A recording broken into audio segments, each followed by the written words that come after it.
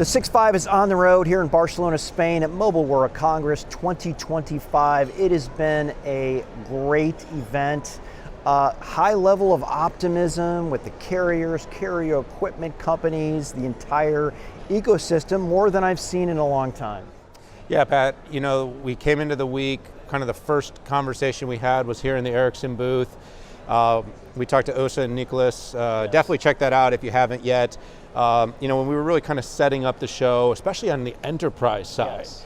But we came into this with, you know, sensing this kind of optimism. The halls were more crowded.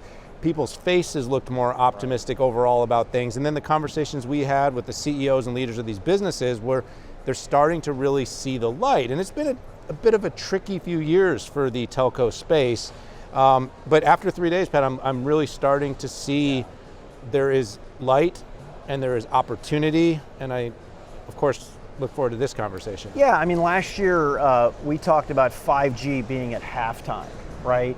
And if you look at consumer on the wireless side, okay, check, great spectral efficiency, and even things like private enterprise networks, private VPN, you can do the checkbox. And then the question now is what's next? And I can't imagine a better person to talk about what's next in wireless than Erik, the CTO at Ericsson. Welcome to the show. Oh, thanks for having me. Great to be here. Absolutely.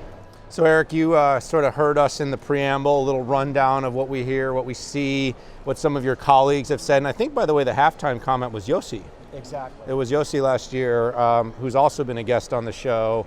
But we want to talk about this kind of 5G, the halftime comment, a year later. It is well underway. I mean, 5G was fast and furiously coming since around 2017, 18. Really sort of 1920 was when it started to be, you know, all the licenses were being settled, and then the next half decade it's been about monetization. Like, love to get kind of your take and, you know, what does Ericsson see as the next wave, the second half of this decade for 5G? Well, first I have to say I share your excitement because you can hear the buzz, you see the energy around what is becoming more commercial and business opportunities rather than sort of long-term technology outlooks. Of course, that's great as well, but here we're really focusing on the business. And halftime, yeah, perhaps in many markets, but we are actually very early in some markets. But we are at an inflection point now, and that inflection point really comes down to 5G standalone. So when you have a 5G network that has good performance, you use your low bands, your mid bands, you combine it with a standalone core network, that's when you can start to offer new services. You can really start to differentiate services. You may have enterprises, you add government services, fixed wireless access. Of course, you have your consumers as well. So this is really where we have, you could say, 4 new areas to watch out for. One is about new use cases. Second one is about new network types. You touched a little bit on it when it comes to private networks. But it's also about new business models and new capabilities. And those new business models, I think, have been the biggest challenge for the industry to find them, perfect them. I think we are early in that, but also to get them proven in the market. So you have customers, new customers in some cases, willing to pay for service. Could be in the enterprise space, could be in the government space, but also in the consumer space. So that's really where we are. The next wave is really about capturing the opportunities that come from a strong 5G network with standalone, with network slicing to be able to differentiate services and then expose them over to your own applications or anybody else's applications that are being developed with the use of what we call then open network APIs, ways to order services, get them delivered, tailored to your needs. That's really where we are right now. Yeah, I think it's a great assessment. I'm glad my principal analyst of networking agrees with that. He's written a bunch. So it appears to me that this latest wave of generative AI and the cloud are somewhat, I would say, disconnected with mobile, but or maybe I'm just seeing it, but is there a way that mobile connects these two worlds at this point? And it's not just from a technological standpoint, but also from a business case standpoint. I believe so. I think there is a connection and it's going to be stronger going forward.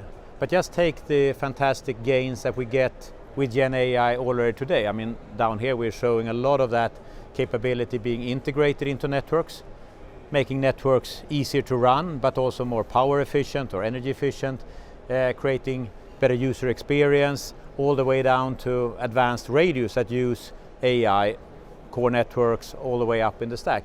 So AI and Gen AI comes in the networks. I think that's a very close connection to your point, but it's really just the hidden part.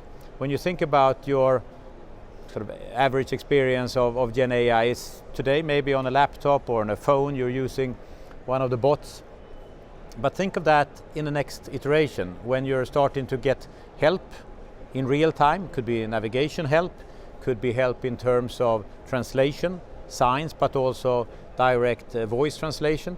When that then gets integrated into your glasses, the things that we see, we're pioneering, we're working together with Apple and Meta on the Ray-Ban glasses and many others as well. When you start to see that AI experience integrated into new form factors, of course it needs a really good network, because that network is carrying signals, not just text, voice, video, perhaps other media as well, to an AI that needs to see you, need to hear you, and then of course the performance in both directions really matters. So I think there is a closer and closer relation between great user experience and you could say the best network also for AI. We're just tapping into that now, but give it a few years when the new form factors come out. I think this is a great opportunity to create a better experience, but also create new business opportunities for operators. Yeah, as a side note, it's just more of an editorial comment. Dan and I both meet with the world's largest CSPs, the cloud providers that we're talking about, and there's definitely a sentiment that that I'm hearing that they can't achieve what they're trying to achieve without a really good networking ecosystem all the way down the line to the carriers to this. And I think that's it takes time for some companies to realize this, but I feel like more than ever right now, they're truly embracing and realizing that they can't do what they need to do without your innovations and your customers' innovations. And I think that link, now I went to talk a little bit about the consumer space and the advanced AI and AR glasses. I think there will be no mass market AI assistance on their glasses without a really strong 5G network. There's no doubt about that. But I think you make another great point, which is that there's already a need to think enterprise, think kind of the CSP side, cloud service provider side. How do you connect those applications with great experience, no matter whether it's AI or non-AI? And that realization has to do with pervasive connectivity, indoor, in transit, when you're working from home, when you're traveling abroad, but it's also about security, because that doesn't come only with connectivity. You need to have great connectivity, but you also need to have security, knowing what goes on in the endpoint. And down the floor here, we're actually showing some of those cases with partners. Could be a 5G in the laptops, could be 5G, of course, in more advanced use cases as well, but it all comes as an end-to-end solution. Yeah, I think it's a really interesting inflection. If we hear sort of where the world wants to go, right? At CES, when Jensen Huang gave his keynote and talked about kind of the future of physical AI, which basically brought this kind of moment of data center GPUs to the edge. Okay, that's really what it was. You want humanoids walking among us?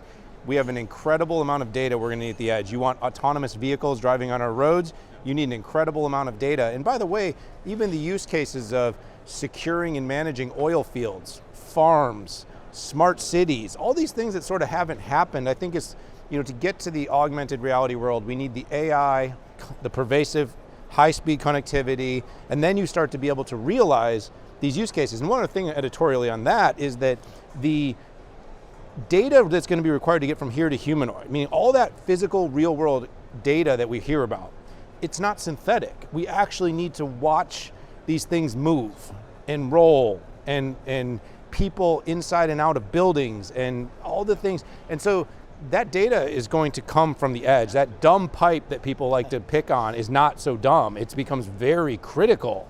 And this is where I think this connection between cloud and edge. So let's talk a little bit about this evolving 5G.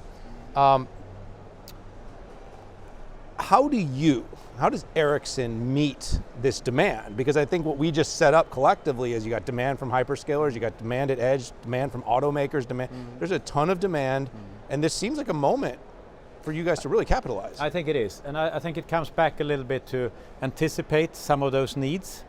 I mean, some of the commercial models are still being formed, some of the complete solutions are still being formed, but when we anticipate some of those needs, we can help our customers, whether it's carriers, operators, or enterprises, to build the right networks, the highly programmable, high performance networks that sort of underpins some of the things that you mentioned.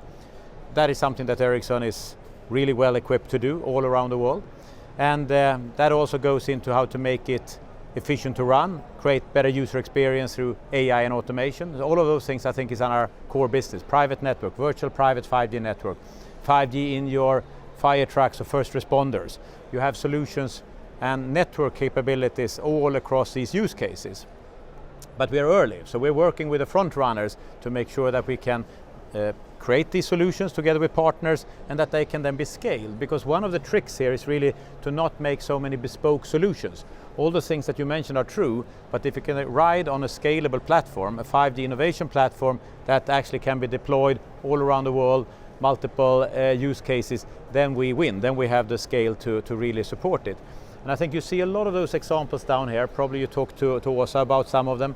What we do in the smart manufacturing case. JLR is on display down there with 5-6 partners, but they use not just the best 5G network, private 5G network. They also use network capabilities such as precise positioning to know where the tools and the people are. And that is using the network capability that you get from the network through open network APIs. Also something that Ericsson is doing. Take the hospital case. There is not just about having good 5G connectivity in an indoor hospital environment. It's also to keep track of who is where, who is moving where, and that you do with access control, authentication, using the 5G network through other network APIs. And again, take the first responders.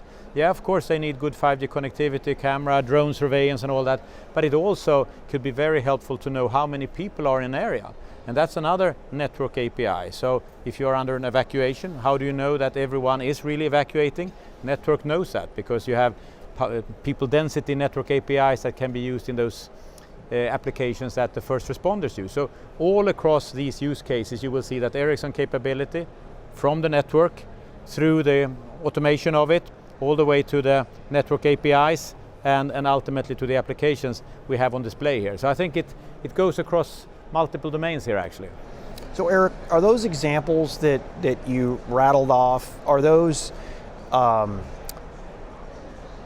next generation opportunities or are people actually doing this right now?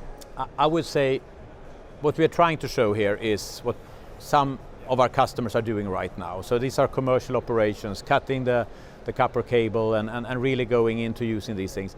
I think when it comes to network capabilities and network APIs, we're still in the early days. In fact, you probably heard from Niklas that we are getting good traction when it comes to Aduna and this aggregation platform that builds trust with network APIs is going to scale up during 2025 and 26, so enterprises could expect to get much more capabilities over the coming 1 to 2 years. But when it comes to the networks, Pat, I think it's important to realize that this is 5G technology that's kind of halfway in. So we have matured it, both technology-wise as well as how to deploy it. But there are things that we also need to work on there, making sure that you have good indoor coverage, making sure that you have the right technology here. So, yeah. As we wrap this show here, are there some prerequisites for the next generation of 5G? You talked about the SA core, you talked a little bit about APIs, whether they be through Vonage or Aduna or even GSMA APIs. What else technologically needs to be there to enable what we just talked about? Yeah, now you asked the technology question, but yes. I think that the biggest question is really that of changing business model, to offer services to new customer groups with differentiation. Dynamic business models. When Sony and their production team shows up on a scene covering an event, maybe a stadium, they need to know that that service is available there and then. And that is a business model change. So I think that is really the thing that is really, you could say, we're in the middle of that. But when those dynamic business models are put to work in a network that is using network APIs, that have these differentiated services, which are implemented through network slice technology, that needs a standalone network. If you have that high performance radio network underneath with the best radios, better uplink than anybody else, and has a great energy efficiency and so forth, the high performance programmable network that we are offering here, then I think you're in a good shape to be able to offer services to a completely new user group. So this is not rocket science, that's what we're trying to say here, that these are technologies that needs to be put to work. The inflection point is to put them to work now with that stack, with standalone, and then the new businesses are really around the corner. Yeah, it's a very encouraging set of examples. I gave some, I said about oil fields, and you added some great ones with, you know, hospitals, first responders, manufacturing.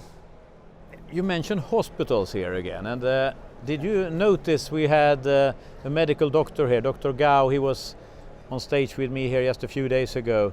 He's a year into his he's a surgeon, so he's using this in the operating theater since 1 year now.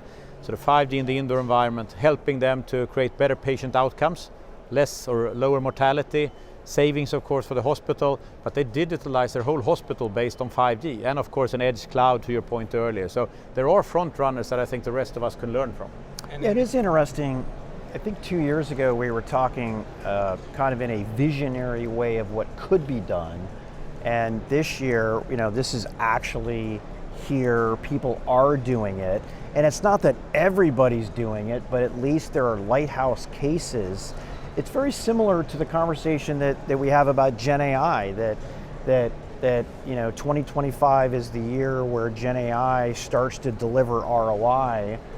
Very similar case here, I think. Yeah, I think the time horizon here has caused some consternation within this market, but I think it also goes back to why we started the conversation talking about the optimism, the positivity, what I see as private-public partnerships, what I see as even sort of traditional edge telco service provider infrastructure and enterprise infrastructure companies coming closer together, and then really understanding that to monetize this, you have to put it together, its core to edge, to the device and the handset, and all the way back. Erik, it was wonderful to have you on. Thank you for sharing your wisdom and for joining us on the show. We hope you had a wonderful MWC, and will join us again sometime soon. Thank you. Thank you. And thank you everybody for being part of this 6.5 on the road. We are here in beautiful Barcelona, Spain. It is day 3. It's been a great show.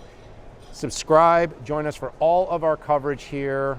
So much great content, and of course we love having you as part of the 6.5 community each and every day. Take care everybody, bye-bye.